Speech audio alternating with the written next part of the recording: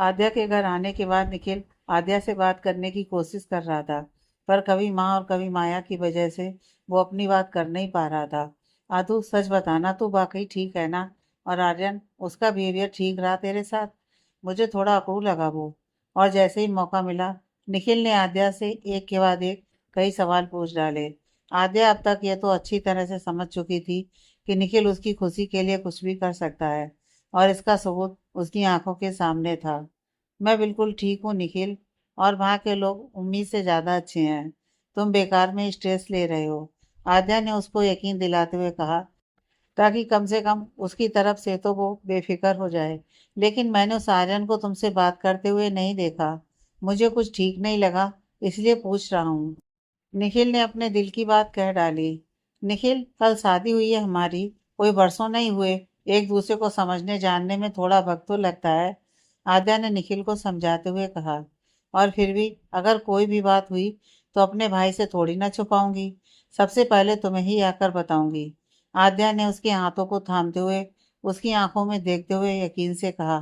तो निखिल ने उसे गले लगाते हुए कहा, प्रॉमिस ना? प्रॉमिस मेरे भाई, आद्या ने मुस्कुराते हुए कहा। तो निखिल उसकी बातों से पुरसुकून में हो गया। रात को सोने के लिए लेटी तो एकदम से आर्यन का आते वक्त गले लगाना याद आ गया, जिससे उसका दिल एक बार फिर से धड़क उठा और चेहरे पर आ गई एक प्यारी सी मुस्कुराहट। अगले दिन जब आर्यन उनके घर पहुंचा तो बीना जी ने आरती उतारकर तिलक करते हुए उसका स्वागत किया। खातिरदारी के नाम पर आर्यन को खूब खिलाया पिलाया गया, और बेचारा आर्यन मना भी नहीं कर पाया। ससुराल में पहली बार आया था, ऐसे में किसी को नाराज कर देना उसे अच्छा नहीं लगा। ऐसे में माया ने अपने प्यारे भाई की हालत के खूब मजे लिए। बीना जी आद्या और माया को साथ लिए आद्या के ससुराल में भिजवाने वाले तोहफे में उलझी हुई थी। ये बिल्कुल सही मौका देखते हुए निखिल ने आर्यन की तरफ एक चेक बढ़ाते हुए कहा, ये इस फ्लैट की कीमत। आर्यन इस बात पर हैरानी से बोला, निखिल, इसकी कोई ज़रूरत नहीं है। अब तो हम फैमिली हैं, यह समझ लो कि ये मेरी तरफ से तुम्हारी शादी का गिफ्ट है। निखिल, बुरा मत मानना, पर मेरी सेल्फ रिस्पेक्ट मुझे ये इजाज़त नहीं देती। गिफ्ट गिफ्ट की तरह ही लिया जाएगा तो ही अच्छा लगता है। प्लीज़ मुझे इस बात के लिए फोर्स मत करना, मैं इस गिफ्ट को एक्सेप्ट नहीं कर पाऊंगा। आर्यन उसकी बातें सुनकर वो चेक अपनी पॉकेट में रखते हुए कहता है, इट्स ओके। अगर तुमने सेल्फ रिस्पेक्ट की बात की है तो मैं कभी भी तुम्हारी सेल्फ रिस्पेक्ट को ठेस नहीं पहुंचाऊंगा। ओके। घर में माया को लेकर कोई प्रॉब्लम तो नहीं हुई? आई मीन, सब कुछ अच्छे से हैंडल हो गया? आर्यन ने निखिल से सवाल किया। तुम माया की फिक्र मत करो, माया अब मेरी रिस्पॉन्सिबिलिटी है। बस मेरी आदू का ध्यान रखना, वो बहुत सेंसिटिव है, छोटी सी बात पर हर्ट हो जाती है। तुम आद्या की तरफ से बेफिक्र रहो। जैसे माया तुम्हारी रिस्पॉन्सिबिलिटी है, वैसे ही आद्या मेरी। आद्या को हमारे घर में कभी कोई तकलीफ नहीं होगी, आई प्रॉमिस यू। आर्यन ने कहा तो उसकी कही ये बात आद्या को सुनाई दी, जो कि इन दोनों के लिए कॉफी लेकर आई थी। पर आर्यन की बात ने उसके कदम वहीं रोक दिए। आर्यन की बातों ने उसके दिलो दिमाग में एक तूफान मचा दिया। काफी सोचने के बाद बस उसका दिल और दिमाग बस यही समझ पाया कि आर्यन के लिए ये शादी एक समझौता है। ऐसा समझौता जिसमें उसकी बहन की खुशियों के बदले आर्यन को उसे खुश रखना था। आर्यन के कल के बिहेवियर और उसकी आज की बातों से आद्या अजीब सी कसमकस का शिकार हो चुकी थी। उसे समझ में नहीं आ रहा था कि कोई अपनी नई जिंदगी की शुरुआत एक समझौते से कैसे कर सकता है। इस बात को सुनने के बाद आद्या खामोशी हो गई। परिवार वालों की तरह आर्यन ने भी इसे अपने परिवार से विदा होने की उदासी समझा। घर आने के बाद भी आद्या लगभग खामोशी रही। रागनी जी भी जो बात पूछ रही थी वो बस उनका ही जवाब दिए जा रही थी। आर्यन से रहा नहीं गया तो उसने आद्या का मूड चेंज करने के लिए डिनर के थोड़ी देर बाद कहा, चलिए आद्या, आज हम लॉन्ग ड्राइव पर चलते हैं।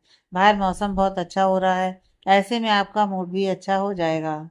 नहीं, आपको मेरे लिए परेशान होने की या इतना दिखावा करने की ज़रूरत नहीं है। आई नो, आपके लिए ये शादी एक समझौता है, और मैं नहीं चाहती कि आपको इस समझौते की वजह से हर पल बनना पड़े। आप आज़ादी से अपनी लाइफ अपने तरीके से जी सकते हैं। एंड डोंट वरी, आपकी बहन की खुशियाँ इस बात से बिल्कुल भी इफेक्टेड नहीं होंगी। आद्या ने अपने मन में छिपी घुटन धीमे लफ्जों में आर्यन के सामने खोल दी। उसकी आवाज़ भले ही धीमी थी, पर उसका असर बहुत तेज था, जो कि आयरन के दिल को बुरी तरह हर्ट कर गया। वो कुछ लम्हों के लिए आद्या के चेहरे को देखता ही रह गया और उसके बाद बिना कुछ कहे वहां से चला गया। रात को सोने का वक्त हो चुका था। माया अपने अर्जुन की बाहों में सिमटी हुई थी। निखिल शादी के बाद पहली बार आद्या और आर्यन की बातों से सेटिस्फाइड होते हुए सुकून से माया के बालों में उंगलियां चला रहा था। अर्जुन, एक बात पूछूं? माया के सवाल पर निखिल अपने ख्यालों से निकलता हुआ उसकी बात का जवाब देते हुए बोला, हाँ पूछो। जब तुम मुझसे इतना प्यार करते हो तो फिर इतना वक्त मुझसे दूर क्यों रहे? क्यों मुझसे मिलने नहीं आए? क्या तुम्हें मेरी कभी याद नहीं आई? माया ये सवाल करते हुए बहुत इमोशनल हो गई थी। सवाल ऐसा था कि निखिल को घबरा जाना चाहिए था और आर्यन को यकीन था कि माया उससे ये सवाल जरूर करेगी। इसलिए उसने निखिल को इस सवाल का सूटेबल जवाब पहले से ही पता था। तुम जानना चाहती हो तो सुनो। बीते दिनों में मेरा बिजनेस एक बहुत बड़े लॉस से गुजरा। एक ऐसा तूफान जो सब कुछ बहाकर ले गया। खुद को संभालने में थोड़ा वक्त लग गया, पर तुम्हारी हालत देखकर मैं खुद को रोक नहीं पाया। अभी भी मैं जॉब कर रहा हूँ, पर मुझे यकीन है कि मैं इन सब में तुम्हें खुश रख पाऊंगा। निखिल ने बताया तो माया हैरान रह गई और बोली, तुम्हारे साथ इतना कुछ हुआ और तुमने मुझे बताया भी नहीं। तुम बताते तो मैं तुम्हारी मदद करती, तुम्हारे साथ खड़ी रहती। हम जिससे प्यार करते हैं, क्या उसकी मदद लेना गलत होता है अर्जुन? माया ने बेकरारी से पूछा। जानता था तुम मेरे लिए कुछ भी कर देती, पर इससे मेरा अपने आप से यकीन हमेशा के लिए उठ जाता। छोड़ो उन बातों को, अब तो हम साथ हैं। प्रॉमिस करो इस नए सफर में किसी पुरानी बात का जिक्र नहीं होगा। निखिल ने बात खत्म करने के लिए कहा। उसे इस तरह माया से झूठ कहना अच्छा नहीं लग रहा था। मैं प्रॉमिस करती हूँ, पर एक प्रॉमिस तुम्हें भी करना पड़ेगा। सिचुएशन कोई भी हो, तुम मेरा साथ कभी नहीं छोड़ोगे। हालात चाहे जो भी हो, मैं रह सकती हूँ, पर मैं अपने अर्जुन के बिना नहीं रह सकती। तुम हो तो मैं हूँ, तुम नहीं तो माया भी नहीं। ये कहते हुए माया निखिल के सीने से लग गई और निखिल ने भी उसे अपनी बाहों के दरमियान समेट लिया और मन ही मन कहा, सॉरी तुमसे झूठ कहा, पर मेरे पास कोई ऑप्शन नहीं था। कोशिश करूंगा झूठ का सहारा दोबारा न लेना पड़े। आर्यन का इस तरह खामोशी से चले जाना आद्या के दिलो दिमाग में एक हलचल सी मचा गया। उसने जिस तरह से आद्या को देखा वो उसे अंदर तक भेद गया। रात काफी हो चुकी थी पर आर्यन कमरे में नहीं आया।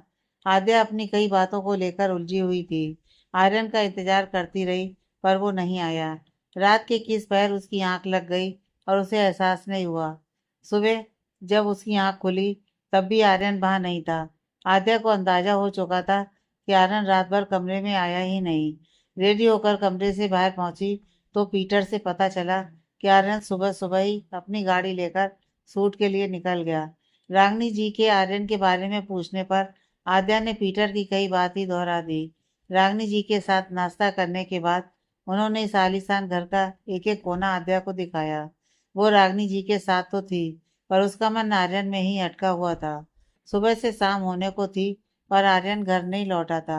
आद्या कसमकस में आ गई कि आर्यन को फोन करके पूछे या नहीं। फिर अपने मन की बात सुनते हुए उसने आर्यन को फोन लगा लिया। रिंग जाने के साथ साथ उसके दिल की धड़कनें भी बढ़ती जा रही थी, लेकिन दिल गुस्सा गया जब सामने से फोन रिसीव नहीं किया गया। थोड़ी देर बाद जब दिल को करार नहीं आया तो उसने फिर से आर्यन के नंबर डायल कर दिया, पर इस बार तो फोन स्विच ऑफ था। मेरी बातों का इतना बुरा लगा कि मेरी वजह से अभी तक घर नहीं आए। आद्या सोचने पर मजबूर हो गई। इस बारे में किससे क्या कहे, वो समझ ही नहीं आ रहा था। बेटा, आर्यन ने बताया कि वो कब तक आने वाला है? रागनी जी ने डिनर के वक्त सवाल किया तो आद्या रुआंसी हो गई और धीमे स्वर में बोली, फोन किया था पर स्विच ऑफ था, इसलिए बात नहीं हो पाई। रागनी जी कुछ कुछ समझ पा रही थी। उन्होंने प्यार से आद्या का हाथ थामते हुए पूछा, झगड़ा हुआ है तुम दोनों में? आद्या क्या कहे वो समझ नहीं पाई, बस उनकी बात पर खामोशी रह गई। रागनी जी ने उससे ज्यादा कुछ पूछना ठीक नहीं समझा। नई नई शादी है, पता नहीं किस बात से रूठे हो। कोई बात नहीं बेटा, कभी कभी ऐसे ही अपने काम में उलझ जाता है। जैसे ही काम खत्म होगा आ जाएगा। तुम बैठो डिनर कर लो, रागनी जी ने उसे समझाते हुए कहा। नहीं माँ, बिल्कुल भूख नहीं है। आद्या का सचमुच कुछ खाने का मन नहीं हो रहा था। थोड़ा सा खा लो, कम से कम मुझे कंपनी देने के लिए ही खा लो, रागनी जी ने कहा तो उसे मजबूरन वहां बैठना पड़ा, पर वो ज्यादा नहीं खा पाई। इस रात भी आर्यन देर रात घर पहुंचा और सुबह जल्दी ही घर से निकल गया। इस बात ने आद्या को परेशान कर दिया। अगला दिन भी ऐसे ही गुजर गया। रागनी जी से आद्या की उदासी देखी नहीं गई, इसलिए उन्होंने आर्यन को फोन लगाया। आमतौर पर वो कभी आर्यन को कॉल नहीं करती थी, क्योंकि वो आर्यन की नाराजगी से अच्छी तरह से वाकिफ थी। उनके कॉल करने का कोई फायदा नहीं हुआ, क्योंकि उसने अपना फोन बंद कर रखा हुआ था। आद्या ने बेमन से रागनी जी के साथ डिनर कर लिया। वो आर्यन से इस बात के बारे में बात करना चाह रही थी, पर आर्यन उसे कोई मौका ही नहीं दे रहा था। रात के 12:30 बज चुके थे कि आर्यन की गाड़ी का हॉर्न सुनाई दिया। रागनी जी भी बेचैनी की वजह से सो नहीं पाई। आर्यन के अंदर आते तक वो भी हॉल में आ गई और आर्यन को अपने कमरे की तरफ बढ़ते देखकर उसे रोकते हुए कहा, ये सब क्या है आर्यन? अभी 2 दिन हुए हैं तुम्हारी शादी को, और तुम आद्या को इस तरह अकेले छोड़ अपने काम में लगे हुए हो। काम तो होते ही रहेंगे, पर फिलहाल आद्या को वक्त। उनकी बात को बीच में टोकते हुए ही आर्यन बोल उठा, एक्सक्यूज मी, आपको नहीं लगता आजकल आप मेरी लाइफ में कुछ ज़्यादा ही इंटरफेयर कर रही हैं? मेरी शादी, मेरी वाइफ, इन सब के लिए आप परेशान ना हो तो बेटर रहेगा। मैं अपने मैटर खुद सॉल्व कर सकता हूँ। मुझे आपके फ्री के ज्ञान की ज़रूरत नहीं है। आर्यन ने जितनी बेरुखी से कहा, रागनी जी की आंखें आंसुओं से भर आईं और वो बिना एक पल भी गंवाए अपने कमरे की तरफ चली गईं। आर्यन का मूड पूरी तरह बिगड़ चुका था। वो रूम में पहुंचा तो आद्या भी अब तक जाग रही थी। आर्यन को सामने देखकर ना जाने क्यों आद्या को बहुत खुशी महसूस हुई। वो जल्दी से बिस्तर से उठकर उसके सामने आते हुए बोली, कहाँ थे आप? आपके आने जाने की कोई खबर ही नहीं है, और आपका फोन भी बंद आ रहा था। मुझे बहुत टेंशन सी हो रही थी। आद्या, आपको भी मेरे लिए परेशान होने की या ये दिखावा करने की कोई जरूरत नहीं है। आर्यन की सर्द आवाज सुनकर आद्या की आंखें भर आईं। मेरा कंसर्न जेन्युइन था। मैं कोई दिखावा नहीं कर रही थी। मैं सच में आपके लिए परेशान हो रही थी। आद्या ने भीगी आवाज में कहा, रियली? आपकी फीलिंग्स, आपका कंसर्न जेन्युइन है, और दूसरों की फीलिंग्स, उनका कंसर्न एक दिखावा? आर्यन ने उसकी आंखों में आंखें डालकर कहा, तो आद्या को अपने कहे लफ्ज याद आ गए और नजरें झुक गईं। आर्यन अपनी कबर्ड की तरफ बढ़ा और वहां से कपड़े लेकर बाथरूम की तरफ बढ़ने लगा, तो आद्या की आवाज ने फिर से उसके कदम रोक दिए। पर मैं ऐसा तो नहीं चाहती थी। ऐसा ही तो चाहती थी आप। आपने ही तो कहा कि मैं अपनी लाइफ अपने तरीके से जी सकता हूँ, तो मैं वही कर रहा हूँ। यही मेरा स्टाइल है। मुझे अपना हर काम अपने तरीके से, अपनी मर्जी से करना पसंद है। आर्यन ने कहते हुए बाथरूम की तरफ बढ़ गया। आद्या की कई बातें आर्यन के दिल में चुभ सी गई थी। वो चाह कर भी उसे नॉर्मल बिहेव नहीं कर पाया। दूसरी तरफ आद्या को तो अंदाजा भी नहीं था कि उसकी कई बातों से आर्यन को इस कदर नाराजगी हो जाएगी। आर्यन बाथरूम से निकलकर बेड पर अपनी जगह पर आद्या की तरफ पीठ करके लेट गया। आपसे 2 मिनट बात कर सकती हूँ? आद्या ने आर्यन से कहा, तो उसने जवाब देते हुए कहा, सॉरी, मैं बहुत थक गया हूँ, सोना चाहता हूँ। आर्यन प्लीज, आद्या ने कहा। यह पहली बार था जब आद्या ने उसे उसके नाम से पुकारा था। उसके भीगे लहजे को सुनकर आर्यन थोड़ा नरम पड़ गया और उठकर बैठते हुए बोला, कहिए, अब क्या कहना चाहती हैं आप? आद्या को समझ में नहीं आ रहा था कि वो बात की शुरुआत कैसे करे। दोनों हाथों की उंगलियां आपस में उलझाते हुए उसके चेहरे पर कंफ्यूजन साफ झलक रही थी। उसकी खामोशी को देखते हुए आर्यन ने कहा, आई थिंक आपके पास कहने के लिए कुछ नहीं है। यह कहकर वो दोबारा से लेटने लगा, तो आद्या ने तुरंत उसे रोकते हुए कहा, रुकिए, आपको शायद मेरी उस दिन की कई बातें हर्ट कर गईं। शायद? शायद नहीं, आपकी बातों ने वाकई में मुझे बहुत हर्ट किया है। पता नहीं आपके दिमाग में क्या चल रहा है। अपनी सोच को आपने मेरा नजरिया कैसे मान लिया? आर्यन ने उसकी तरफ देखते हुए कहा, आप इतने फेमस मॉडल हैं, लाखों लड़कियों का क्रश है। आपको तो कोई भी अच्छी लड़की आसानी से मिल जाती। इसलिए मुझे लगा कि आपने मेरी जैसी एक मामूली लड़की से शादी सिर्फ अपनी बहन की खुशियों की वजह से की है। मैंने देखा आप माया की खुशी के लिए कुछ भी कर सकते हो, इसलिए मैंने सोचा। आद्या की बात अभी पूरी नहीं हुई थी कि आर्यन बीच में बोल पड़ा, आपको लगा, आपने सोचा, पर क्या मैंने कभी आपसे कुछ ऐसा कहा या जताया? आप अपना घर छोड़कर यहाँ आई थी, इसलिए आपको कंफर्टेबल फील करवाने की कोशिश कर रहा था। आपको वो भी दिखावा लगा, क्यों? क्योंकि मैं बहुत फेमस हूँ, मेरी फैन फॉलोइंग है, तो इससे क्या, मैं इंसान नहीं रह जाता? क्यों मेरी फीलिंग्स झूठी पड़ जाती है। आर्यन ने अपना सारा गुस्सा, सारी नाराजगी उगल डाली। आर्यन की बातों से आद्या को बहुत गिल्टी फील होने लगी और वो बस इतना ही कह पाई, I am so sorry Aryan, मुझसे बिना सोचे समझे आपसे इतनी बातें नहीं कहनी चाहिए थी। आद्या का उतरा चेहरा देखकर आर्यन ने एक गहरी सांस लेते हुए नरम लहजे में कहा, आद्या, शादी मेरे लिए एक बहुत ही अहम रिश्ता है, जो दिल से जुड़ा होता है और जो एक बार जुड़ जाए उसे तोड़ना नामुमकिन होता है। तुम्हें शायद मेरी सोच पुरानी लगे, पर मेरा मानना है कि किस्मत की लकीरों में जिसका नाम लिखा हो, किस्मत कैसे न कैसे उससे मिला ही देती है। मानता हूँ मैंने कभी नहीं सोचा था कि मैं कभी अरेंज मैरिज करूँगा, पर जब इस रिश्ते के लिए कदम आगे बढ़ाए तो ये रिश्ता पूरे दिल से पूरे मन से निभाने के लिए, किसी समझौते के लिए नहीं। माया की खुशी मेरे लिए बहुत इम्पोर्टेंट है, पर उसके लिए रिश्तों में बेईमानी मुझे कतई पसंद नहीं है। नफरत है मुझे उनसे जो रिश्तों में धोखा करते हैं। इसीलिए मैं मिसेस मल्होत्रा, आर्यन ने कहते कहते रुक गया और उसे एहसास हुआ कि वो इमोशन में बहकर कुछ ज्यादा ही बोल गया। दोनों खामोश से हो गए। आर्यन की बातों से आद्या को एहसास हुआ कि उसने आर्यन को समझने में कितनी बड़ी गलती कर दी। मेरे मन में जो था मैंने साफ साफ बता दिया। अब आपको सोचना है कि आप क्या चाहती हैं। आर्यन ने अब सब कुछ आद्या पर छोड़ दिया। दोस्ती चाहती हूँ आपकी, आद्या ने अपना हाथ आर्यन की तरफ बढ़ाते हुए कहा। तो आर्यन को उसकी बात का मतलब समझ नहीं आया। उसने नासमझी से आद्या की तरफ देखा। मैंने सुना है कि अच्छे दोस्त बेहतरीन हमसफर साबित होते हैं। क्यों ना हमसफर बनने से पहले हम एक दूसरे के दोस्त बने, ताकि फिर से मिसअंडरस्टैंडिंग की कोई गुंजाइश ना रहे। वैसे भी जो रिश्ते धीमी आंच पर पकते हैं वो बहुत गहरे होते हैं। आई थिंक एक दूसरे को समझने का सबसे अच्छा तरीका यही है। आप क्या कहते हो। आद्या ने आर्यन से साफ साफ अपने मन में छिपी बात कह डाली। आर्यन आद्या का हाथ थामने लगा, फिर अचानक रुक गया और बोला, पर मेरी एक शर्त है। आद्या हैरानी से आर्यन की तरफ देखते हुए बोली, कैसी शर्त। हमारे बीच जो ये आप की दीवार है उसे तोड़ना पड़ेगा। तुम कहने में जो अपनापन है वो आप कहने में कहाँ है। अगर मंजूर है तो हम दोनों एक दूसरे को आप कहकर नहीं बल्कि नाम से बुलाएंगे। आर्यन ने कहा तो आद्या जल्दी से बोल उठी, मुझे मंजूर है, और एक बार फिर अपना हाथ आर्यन की तरफ बढ़ा दिया, जिसे आर्यन ने तुरंत थाम लिया और दोनों एक दूसरे की तरफ देखते हुए मुस्कुरा दिए। जैसे ही निखिल की आंख खुली, माया ने मुस्कुराते हुए कहा, गुड मॉर्निंग जान। गुड मॉर्निंग, निखिल ने मुस्कुराते हुए कहा, पर सामने क्लॉक पर नजर पड़ते ही उसकी हंसी गायब हो गई और वो चौंकते हुए बोला, ओह शिट, इतना टाइम हो गया और तुमने मुझे जगाया नहीं। मेरा अलार्म क्यों नहीं बजा।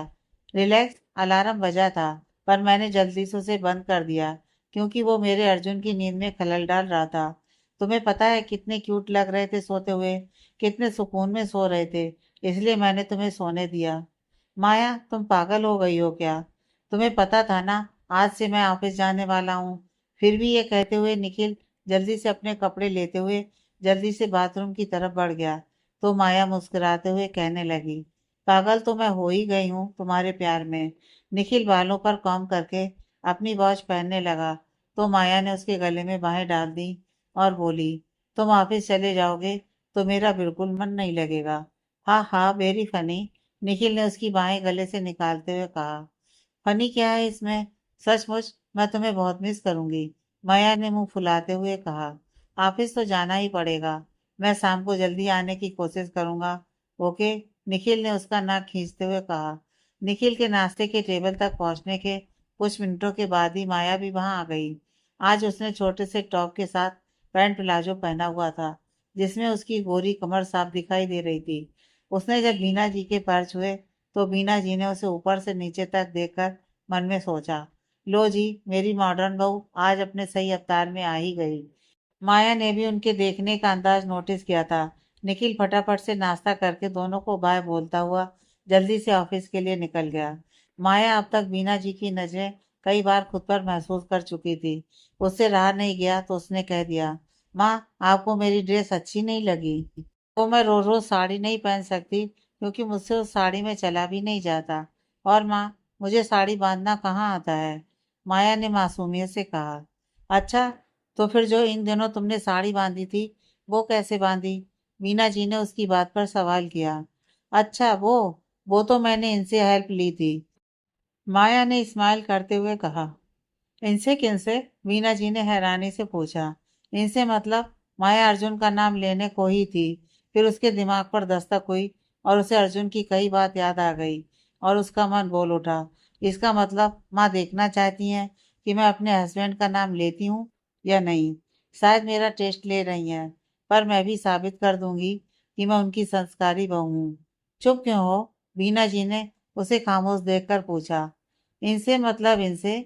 माँ आप भी ना, मुझे अच्छी तरह से पता है कि हमारे घरों में पति को नाम से नहीं बुलाते। माया ने मुस्कुराते हुए कहा। तो बीना जी शौक से बेहोश होने को हो गईं और माया को देखते हुए मन में बोल उठी। गोलू, ये कैसी चॉइस है तेरी? पल में गीता पल में सीता, कुछ समझ ही नहीं आ रहा है। तुम जो भी पहनोगी अच्छी ही लगोगी। ये कहते हुए फिलहाल उन्होंने वहां से निकलकर अपने रूम में जाना ही बेहतर समझा। आद्या की आंख खुली तो आर्यन फिर से कमरे में मौजूद नहीं था। कुछ ही मिनटों बाद आर्यन लौटा।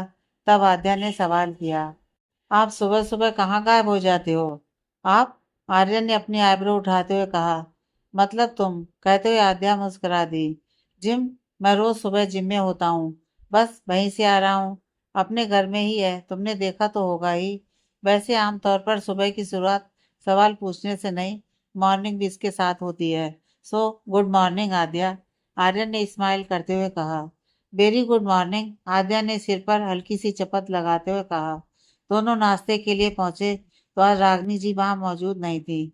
आद्या ने मेरी से पूछा तो उसने बताया कि मैम का भी नाश्ते का मन नहीं है, वो थोड़ी देर बाद करेंगी।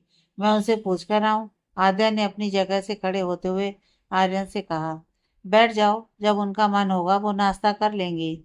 आर्यन ने उसका हाथ पकड़ते हुए उसे फिर से बिठा दिया। नाश्ता करते हुए आर्यन का फोन बजा और वो फोन पर बात करने में बिजी हो गया, जबकि आद्या का मन अभी भी रागनी जी में उलझा हुआ था। आद्या, फैशन एजेंसी जिसके साथ मैं फिलहाल कांटेक्ट में हूँ, उसके हेड का फोन था। उन्होंने और टीम ने मिलकर स्पेशली हमारे लिए एक पार्टी रखी है। वैसे तो मैं अपने काम में कभी अपनी फैमिली को इन्वॉल्व नहीं करता, पर उन्होंने इतने अपनेपन से कहा कि मैं मना नहीं कर पाया। आई होप तुम्हें इससे कोई प्रॉब्लम नहीं है। आर्यन ने उसे बताया तो आद्या थोड़ा सा घबरा गई, क्योंकि वो कहाँ पार्टी वगैरह में जाती थी। कब जाना है? आद्या ने पूछा तो आर्यन ने बताया, आज रात को। फिलहाल मैं चलता हूँ, शाम को मिलते हैं। ये कहते हुए आर्यन वहां से जल्दी से निकल गया। अपने काम को लेकर वो बहुत पंचुअल था। शायद उसकी इसी क्वालिटी ने उसकी वर्किंग टीम का दिल जीत लिया था। वाह, बस कह दिया रात को पार्टी है और निकल गए। कैसी पार्टी होगी? कैसे लोग होंगे? कैसे ड्रेसअप करूंगी? वो समझ में नहीं आ रहा। आद्या अपने मन में बड़बड़ाए जा रही थी। माँ मदद कर सकती है मेरी। ये ख्याल आते ही आद्या के चेहरे पर मुस्कुराहट आ गई। माँ मैं अंदर आ जाऊं? रागनी जी का दरवाजा जो भले ही खुला था, फिर भी आद्या ने नॉक करते हुए पूछा। आओ ना, तुम्हें इजाजत लेने की जरूरत नहीं है। रागनी जी आद्या को देखकर खुश हो गईं। आज आप नाश्ते के लिए क्यों नहीं आई? आद्या ने अपनेपन से सवाल किया तो रागनी जी का मन भर आया। वो उसे क्या बताती कि कल रात आर्यन की कई बातों से वो कितना हर्ट हुई। इसीलिए वो आर्यन के सामने नहीं जाना चाहती थी। बस मन नहीं किया। रागनी जी ने प्यार से उसके गाल पर हाथ रखते हुए कहा। माँ नाश्ता स्किप नहीं करना चाहिए, मैंने कमरे में ही मंगवा लिया है और आपको करना पड़ेगा। आद्या ने हक से कहा। इतने में मैरी नाश्ता लेकर हाजिर हो गई, जिसे आद्या ने लेते हुए रागनी जी की तरफ बढ़ा दिया तो उन्होंने बिना किसी ना नुकर के नाश्ता कर लिया। माँ एक कंफ्यूजन है, आप मेरी मदद करोगे? आद्या ने रागनी जी से कहा तो उन्होंने तुरंत जवाब दिया। हाँ जरूर, पर बात क्या है? आद्या ने उन्हें पार्टी में जाने की बात बताई तो रागनी जी ने कहा। इसमें कंफ्यूजन की क्या बात है? बात है माँ, एक्चुअली मुझे समझ में नहीं आ रहा कि मैं कैसी ड्रेस पहनूं, कैसे तैयार हूँ। और आर्यन, वो तो बस फरमान जारी करके निकल गए। आद्या ने जिस अंदाज में कहा, रागनी जी अपनी हंसी रोक नहीं पाई। आप मुझ पर हंस रहे हो? आद्या ने उदासी से कहा। तुम पर नहीं, तुम्हारी प्यारी बातों पर हंस रही हूँ। इतनी सी बात के लिए परेशान हो रही हो? मैं अभी अपनी ड्रेस डिजाइनर और मेकअप आर्टिस्ट को बुलवा लेती हूँ। वो तुम्हारे लिए अच्छी सी ड्रेस अरेंज कर देंगी और तुम्हें पार्टी के लिए एकदम रेडी कर देंगी। रागनी जी ने कहा तो आद्या ने राहत की सांस ली। इससे पहले रागनी जी फोन करती, पीटर ने आकर बताया कि आनंद सर ने आद्या मैम के लिए किसी को भेजा है। आद्या के लिए आर्यन ने ड्रेस डिजाइनर और मेकअप आर्टिस्ट को भेजा था, जिसे देखकर रागनी जी ने मुस्कुराते हुए आद्या से कहा, मेरे बेटे ने सिर्फ फरमान जारी नहीं किया, बल्कि अपनी वाइफ की पार्टी के लिए रेडी होने का पूरा पूरा इंतजाम किया है। उनकी बात सुनकर आद्या के दिल में हलचल सी मचा दी और वो मुस्कुरा दी। आद्या के लिए वो जो ड्रेसेस लेकर आई थी, वो सारी कुछ ज्यादा ही मॉडर्न वेस्टर्न ड्रेसेस थी। आद्या ने आज से पहले कभी ऐसी ड्रेसेस कभी पहनी नहीं थी। आद्या ने उन्हें पहनने से झिझकते हुए ऐतराज जताया, तो डिजाइनर ने उसे समझाते हुए कहा, इस पार्टी में सर आपको एज अपनी वाइफ सभी से इंट्रोड्यूस करवाने वाले हैं, तो आपको कुछ हटकर स्पेशल दिखना होगा। और ये सारा कलेक्शन एकदम यूनिक और लेटेस्ट है, और ओकेजन के हिसाब से एकदम परफेक्ट है। उनकी बातें सुनकर आद्या ने ना चाहते हुए भी राजी हो गई।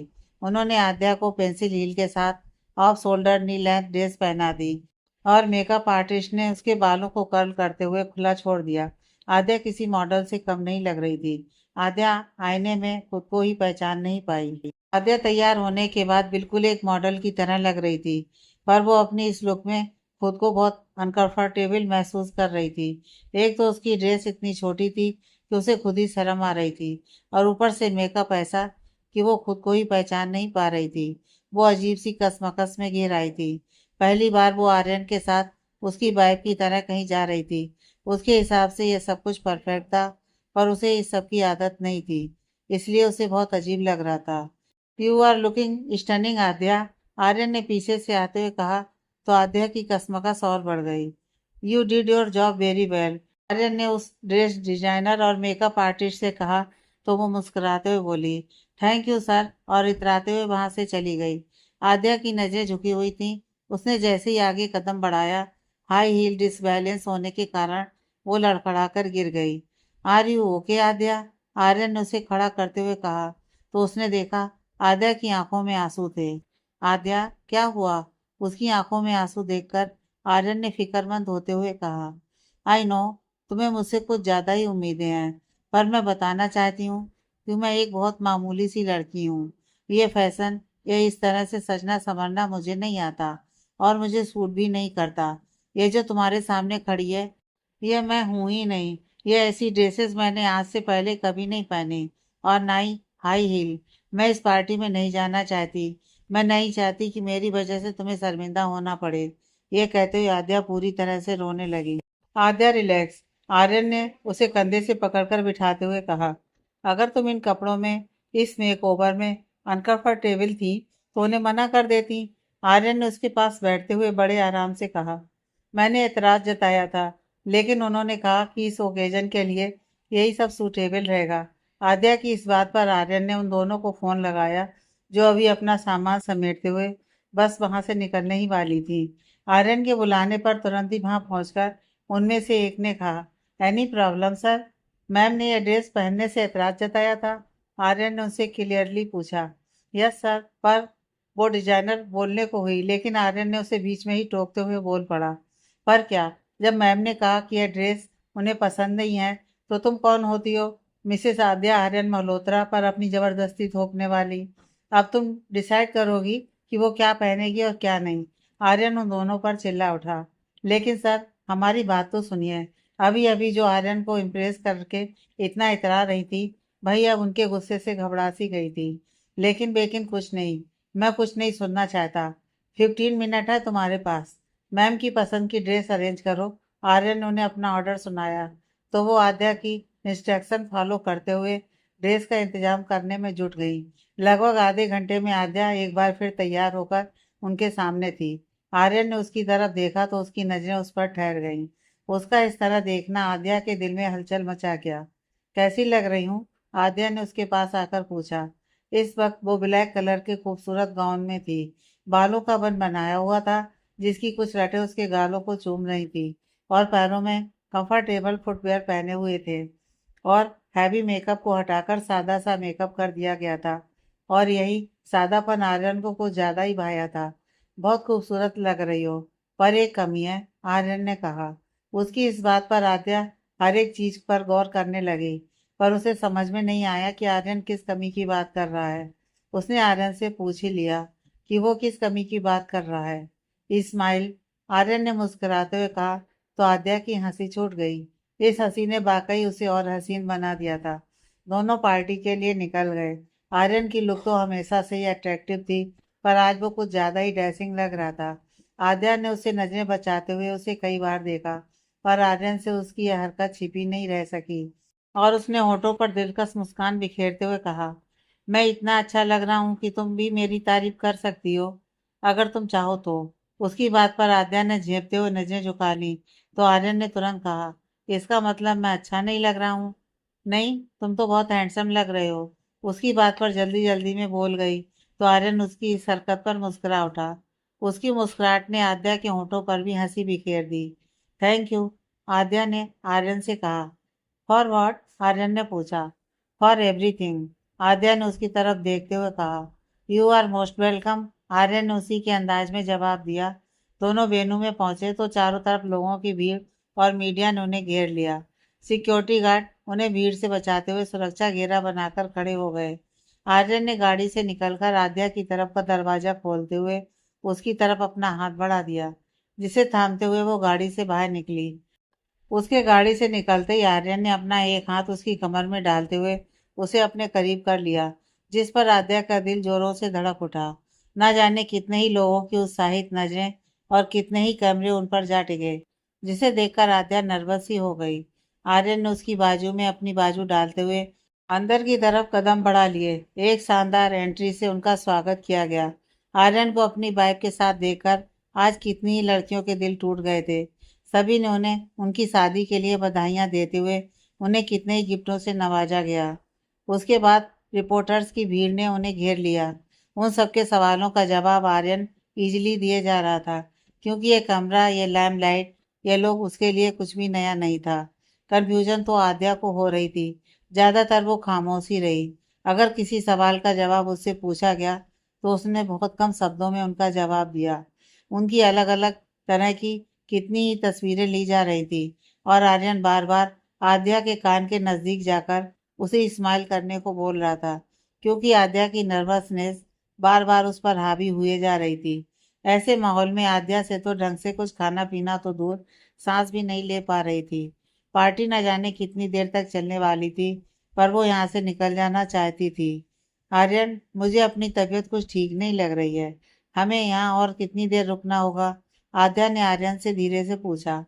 हालांकि पार्टी उन दोनों के लिए रखी गई थी, फिर भी आर्यन आद्या की तबीयत को देखते हुए सभी से प्यार से एक्सक्यूज मी कहता हुआ आद्या को लेकर उस पार्टी से निकल आया। आई एम सॉरी आर्यन, आद्या ने कहा। अब ये सॉरी किस लिए? आर्यन ने उसकी तरफ देखते हुए कहा। वो एक्चुअली मेरी तबीयत खराब नहीं थी। मैं तो आद्या अपनी बात पूरी कर पाती, आर्यन बोल उठा। अनकंफर्टेबल फील कर रही थी। I know that. तुम्हें बुरा लगा? आद्या ने सवाल किया। नहीं, मुझे तो डर लग रहा था, आर्यन ने कहा। तो आद्या ने हैरानी से कहा, डर किस बात का? वो मुझे डर इस बात का सता रहा था कि कहीं तुम सुबह की तरह रोना शुरू ना कर दो, आर्यन ने मस्करी करते हुए कहा। तो आद्या ने नाराज होते हुए कहा, तुम्हें मैं रोंदू लगती हूँ? लगती क्या, वो तो तुम हो। सुबह ट्रेलर देखा था मैंने, आर्यन ने मुस्कुराते हुए कहा। दिस इज टू मच, आद्या ने गुस्से में कहा और मुंह फुलाते हुए विंडो से बाहर झांकने लगी। नाराज हो गई? अच्छा सॉरी, मैं बस मजाक कर रहा था, आर्यन ने सीरियस होते हुए कहा। तो आद्या ने उसकी तरफ देखते हुए कहा, नो, तुम्हें सॉरी करने की जरूरत नहीं है। इट्स ओके, आर्यन मुस्कुराते हुए। बहुत जल्दी मान जाती हो आद्या, मुझे बेवजह नाराज होने की आदत नहीं है। आर्यन, अच्छा तुम्हें भूख लगी है? आद्या, नहीं तो, आद्या ने कह तो दिया, पर उसका दिल ही जानता था कि भूख के मारे उसके पेट में चूहे कूद रहे हैं। आर्यन उसकी तरफ देखते हुए, वैसे तुम सच बोलती तो मुझे ज्यादा अच्छा लगता। आद्या उसकी बात सुनकर बेचारगी से बोली, वैसे भूख तो बहुत जोरों से लगी है। आर्यन, चलो फिर आज हम अपनी वाइफ कम दोस्त को इस शहर के सबसे अच्छे रेस्टोरेंट में खाना खिलाते हैं। आद्या, लेकिन इस वक्त कौन सा रेस्टोरेंट खुला होगा? Aryan, everything is possible dear, Aadya मुस्कुराते हुए। ओह, मैं कैसे भूल गई कि मैं द आर्यन मल्होत्रा के साथ हूँ।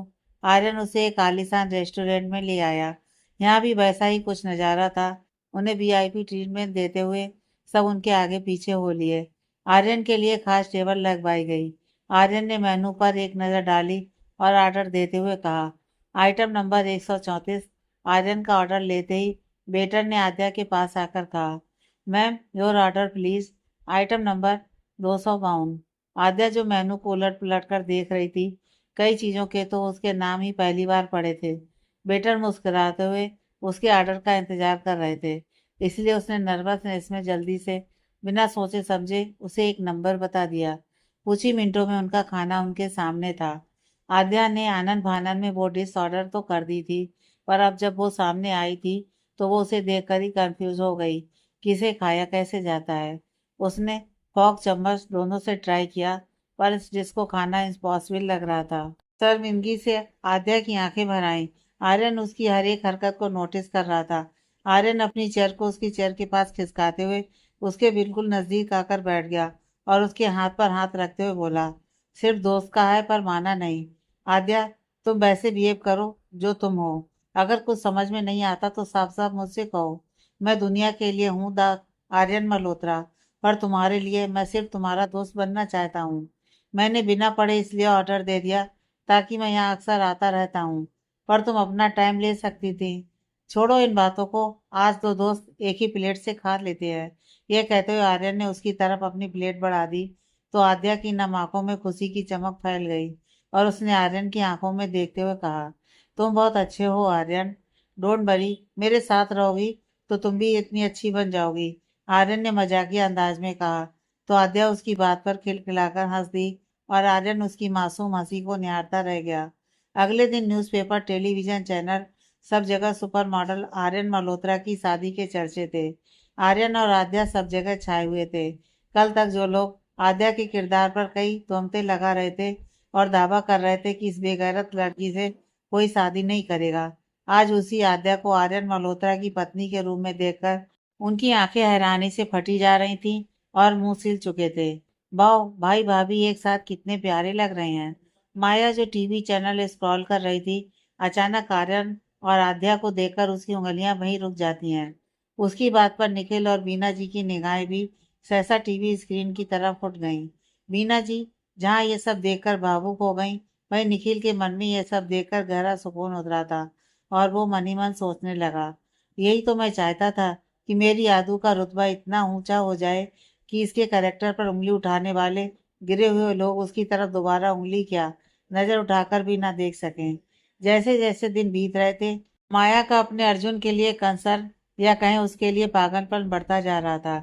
निखिल जब तक घर में रहता, माया उसके आसपास मंडराती रहती, इसलिए घर में रहते हुए भी वो उसी का होकर रह जाता और ऑफिस में भी वजह बेवजह उसको फोन करती रहती। हाँ, माया अर्जुन से बहुत प्यार करती थी, पर उसका ये बेहद प्यार कभी कभी निखिल को बहुत इरिटेट कर देता था। उस दिन भी ऐसा कुछ हुआ। निखिल को एक बहुत बड़ा प्रोजेक्ट मिला जिसके लिए वो बेहतरीन प्रेजेंटेशन तैयार करना चाहता था। रात को वो देर रात जाकर इसे कंप्लीट कर देना चाहता था, लेकिन माया को उसके बिना नींद कहाँ आती थी। उसने निखिल को बार बार परेशान करना शुरू कर दिया, तो निखिल को उसके आगे घुटने टेकने पड़े और उसने अपना काम सुबह पर पोस्टपोन कर दिया। सुबह जल्दी उठ रेडी होकर निखिल अपने काम में लग गया। माया के उठने से पहले वो अपने काम में लगा हुआ था और अब तो नाश्ता भी बन चुका था। माया से अब रहा नहीं गया तो उसने कहा, अर्जुन कितना काम करोगे? नाश्ता रेडी है, पहले कुछ खा लो। नहीं यार, यह काम नाश्ते से ज़्यादा इम्पोर्टेंट है। मुझे आज हर हालत में प्रेजेंटेशन तैयार करनी है। अर्जुन ने उसे अपनी बात समझाते हुए कहा। लेकिन अर्जुन, नाश्ता करना भी इम्पोर्टेंट होता है। माया ने उसके पीछे खड़े होकर उसके गले में बाहें डालते हुए कहा। Maya please try to understand, don't disturb, काम करने दो यार। निखिल अब थोड़ा सा झल्ला उठा था, लेकिन माया उसकी कहाँ सुनने वाली थी। उसने निखिल के सामने आते हुए उसका लैपटॉप बंद किया और उसकी गोद में बैठकर उसके गले में बाहें डालकर प्यार से बोली, अगर तुम्हें अपनी परवाह नहीं है तो ना सही, पर मुझे अपने अर्जुन की ढेर सारी परवाह है। इस बार निखिल से कंट्रोल नहीं हुआ और उसका गुस्सा माया पर फूट पड़ा और वो चिल्ला उठी, हैव यू गॉन मैड? माया, तुम्हें किसी की कोई बात समझ में नहीं आती? हर वक्त तुम्हें अपने मन की करनी होती है और तुम चाहती हो कि मैं भी सिर्फ तुम्हारी इच्छा से चलूं। ये मत खाओ, यहाँ मत जाओ, कब सोना है कब जागना है, इवन कि टीवी पर क्या देखना है, ये तुम डिसाइड करती हो। माया, तुमने कभी ये सोचा कि सामने वाले की भी कोई मर्जी हो सकती है। तुम सारा दिन क्या कहती रहती हो कि तुम मुझसे प्यार करती हो? ऐसा है तुम्हारा प्यार? तुमने कभी मुझे समझने की कोशिश की है? नहीं, तुम सिर्फ मुझे बांध कर अपने साथ रखना चाहती हो। निखिल आज गुस्से में सब कुछ भूलकर अपनी सारी इरिटेशन माया पर निकाल बैठा। मीना जी मंदिर गई हुई थी, नहीं तो शायद ये बात इतनी ना बढ़ती। निखिल गुस्से में बिना नाश्ते के अपना लैपटॉप उठाकर ऑफिस चला गया। वहीं दूसरी तरफ बीते वक्त के साथ साथ आद्या और आर्यन की एक दूसरे के प्रति समझ बढ़ती जा रही थी। दोनों एक दूसरे को बेहतर तरीके से जानने लग गए थे। दोनों एक दूसरे की आदत बन चुके थे, या यूं कहें एक दूसरे के लिए, दोनों के मन में एक दूसरे के लिए प्यार की कपोलें फूट चुकी थी। दोनों एक दूसरे से दूर रहकर बेचैन हो उठते थे, और एक दूसरे के साथ उनका दिल सुकून से भर जाता। इसी बीच आर्यन को सूट के सिलसिले में आउट ऑफ इंडिया जाना था। आर्यन इस बार पहली दफा अपने काम से भागना चाह रहा था। वजह थी आद्या। उससे दूर जाना उसे बिल्कुल भी अच्छा नहीं लग रहा था, पर यूं बिना वजह वो सूट के लिए मना भी नहीं कर सकता था। एक बार तो उसका मन हुआ कि वो आद्या को अपने साथ ले जाए, पर खुद सूट में बिजी रहेगा, ऐसे में आद्या कहीं अकेली ना पड़ जाए। यही सोचते हुए उसने खुद को रोक लिया। ऐसी हालत आद्या की थी। वो भी आर्यन से दूर नहीं रहना चाहती थी, पर मन में आर्यन को लेकर थोड़ी नाराजगी भी थी कि आर्यन ने उसे अपने साथ चलने का पूछा भी नहीं। वो ऊपर से खुद को नॉर्मल दिखाने की कोशिश कर रही थी, पर उदासी थी जो बार बार उसके चेहरे से झलक ही जाती थी। उसके जाने का सोचकर उदास हो अपने ख्यालों में खोई आद्या के कंधे पर हाथ रखकर रागिनी जी ने प्यार से पूछा, तो वो पहले तो हड़बड़ा सी गई, फिर खुद को नॉर्मल दिखाते हुए बोली, नहीं माँ, काम तो करना ही है। वैसे भी कुछ दिनों की बात है। पर तुम्हारी आंखें तो कुछ और ही कह रही हैं। देखो बेटा, खुद से क्या झूठ कहना। दिल के रिश्तों में कभी ईगो को आगे नहीं रखते। तुम भाई को उसकी हक से जाकर बोलो कि तुम्हें उसके साथ जाना है, और मेरे बुद्धू बेटे में इतनी हिम्मत ही नहीं है कि तुम्हें मना कर पाए। जाओ आद्या। मोहब्बत भरे लम्हे जितने मिल जाए उन्हें समेट लेना चाहिए। उन्होंने जैसे आद्या के दिल की बात कह डाली थी। आद्या भी उसका साथ चाहती थी। आर्यन जाने के लिए पैकिंग कर रहा था कि आद्या ने वहां पहुंची, तो उसे देखते ही आर्यन के चेहरे पर मुस्कान आ गई। आर्यन, मैं भी चलूं साथ तुम्हारे? कुछ लम्हों बाद आद्या ने उसकी आंखों में झांकते हुए मोहब्बत से कहा। आद्या की इस बात पर आर्यन के हाथ वहीं रुक गए। आद्या ने इतने प्यार से अपनी बात कही कि आर्यन के मन के सितार बज उठे। मन खुशी से झूम उठा, क्योंकि मन की मुराद जो पूरी हो चुकी थी। लेकिन जब मैं सूट पर जाऊंगा तुम अकेली पड़ जाओगी। आर्यन ने आद्या को अपनी कंफ्यूजन बताई, तो आद्या का चेहरा उतर सा गया। उसकी आंखों की चमक अचानक से कहीं खो गई। इस बात को आर्यन ने बहुत गौर से नोटिस किया। क्या तुम माँ थोड़ा सा टाइम मेरे बगैर मैनेज कर पाओगी? तुम साथ चलोगी तो मुझे सचमुच बहुत खुशी होगी। आर्यन ने भी उसी तरह मोहब्बत में डूबे लहजे से आस भरी नजरों से आद्या को देखते हुए कहा, तो आद्या ने मुस्कुराते हुए तुरंत हामी भर दी। ऐसी मुस्कुराहट जो हर दिन आर्यन को दीवाना बना रही थी। फिर क्या था, दोनों एक्साइटेड होकर पैकिंग में जुट गए। शाम को उन दोनों की फ्लाइट थी, इसलिए आद्या ने जाने से पहले घर जाकर सभी से मिलने की बात कही, तो आर्यन भी उसके साथ चल दिया। उसे भी माया से मिलकर ही जाना था। निखिल को फोन किया, पर उसने फोन पिक नहीं किया। करता भी कैसे, आज उसकी इतनी इंपॉर्टेंट मीटिंग थी, बस उसी में उलझा हुआ था। आद्या और आर्यन वीना जी से मिले। इस वक्त माया अपने रूम में ही थी। दरअसल निखिल के कहे लफ्ज उसके जहन से उतर ही नहीं पा रहे थे। वीना जी ने उसे उदास देखकर उससे कारण पूछा, तो माया ने सिर दर्द का बहाना करते हुए रेस्ट करने के लिए अपने रूम में आ गई। वो इस वक्त अकेला रहना चाहती थी। आर्यन और आद्या को सामने देखकर वो अपनी उदासी जब्त करते हुए मुस्कुराते हुए उनसे मिली। माया को देखकर आर्यन के दिल को सुकून मिला था। उसे वो थोड़ी बुझी सी तो लगी थी, पर माया ने अपनी खराब तबीयत का वास्ता देते हुए उसे अपनी बातों से कन्विंस कर लिया। माँ, अगर आपको एतराज ना हो तो मैं कुछ दिनों के लिए मॉम के पास चली जाऊं। वो इन दोनों अकेली होंगी, और वैसे भी मैं उन्हें बहुत मिस कर रही हूँ। शादी के बाद कभी मॉम के साथ वक्त बिताने का मौका नहीं मिला। चाय नाश्ता करते हुए सभी के बीच माया ने अचानक से ये बात बीना जी के आगे रख दी। ऐतराज किस बात का बेटा? अगर आप जाना चाहते हो तो जरूर जाओ, बीना जी ने प्यार से कहा। तो माया ने कुछ लम्हों में ही आर्यन और आद्या के साथ चलने की तैयारी कर ली। थोड़ी देर बाद वो तीनों बीना जी से विदा लेते हुए मल्होत्रा हाउस वापस आ पहुंचे। माया को उनके साथ देखकर रागिनी जी खुश हो गईं। माया ने भी उन्हें कसकर गले लगाते हुए कहा, आई मिस यू मॉम। माया की आंखों में नमी भर आई थी, जिसे उसने जल्दी से छुपा लिया था। I miss you too princess. अच्छा किया जो तुम आ गई। दिल तुम्हारे बिना बहुत उदास हो गया था। माया, तुम थोड़ी देर रेस्ट कर लो। मुझे जाते वक्त तुम्हारा हंसता मुस्कुराता चेहरा देखना चाहिए। कुछ देर बाद आर्यन ने उसकी तबीयत के लिए फिक्रमंद होते हुए कहा। तो माया उसकी बात मानते हुए अपने रूम में चली आई। वैसे भी इस वक्त उसका किसी से ज्यादा बात करने का मन नहीं हो रहा था। देखते ही देखते शाम भी हो गई। जाने से पहले रागिनी जी ने आद्या को कसकर गले लगा लिया और उनकी हसरत भरी निगाहें आर्यन की तरफ उठी। लेकिन आर्यन ने उनसे रुख फेर लिया। अपना और मेरी बहू का अच्छे से ख्याल रखना। रागिनी जी ने फिर भी आर्यन के सामने आते हुए उसके गाल पर हाथ रखकर प्यार से कहा। तो आर्यन उनका आशीर्वाद लेने के लिए खुद ब खुद उनके आगे झुक गया, जिससे रागिनी जी के होंठ मुस्कुरा उठे और उन्होंने उसे मनी मन ढेरों दुआएं दे डाली। माया ने भी खुश दिली से उन्हें विदा किया। वो नहीं चाहती थी कि उसका भाई कोई भी स्ट्रेस अपने साथ ले जाए। अंदर से वो बहुत तकलीफ में थी, पर खुद को बिल्कुल नॉर्मल दिखाती रही। यह है मेरी विश लिस्ट। अगर एक भी चीज कम हुई तो आपको घर के अंदर एंट्री नहीं मिलेगी। माया ने आर्यन पर धौंस जमाते हुए कहा। मेरी एंजल का हुक्म सिर आंखों पर, आर्यन ने अदा से कहा। तो माया खिलखिलाते हुए आर्यन के गले लग गई। उनके वहां से जाते ही उसकी आंखों में उदासी फिर से पसर गई।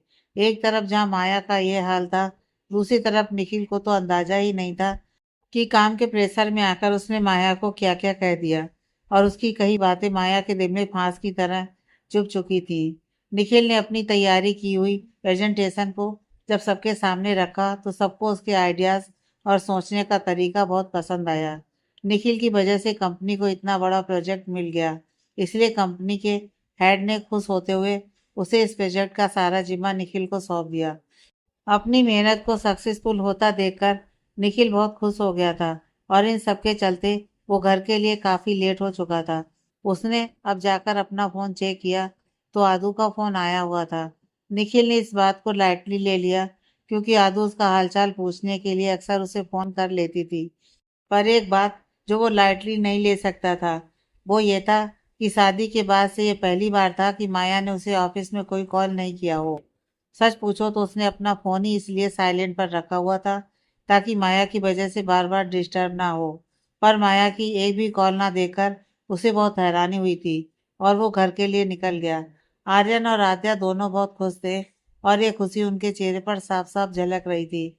दोनों वहां से निकल जाने के लिए एयरपोर्ट पर पहुंच चुके थे। दोनों का मन सतरंगी सपने देखते हुए गुदगुदा रहा था। पर अचानक एयरपोर्ट के अंदर पहुंचते ही आद्या का खिलखिलाता चेहरा मुरझा गया और उसके चेहरे का रंग उड़ गया। आगे की कहानी नेक्स्ट पार्ट में।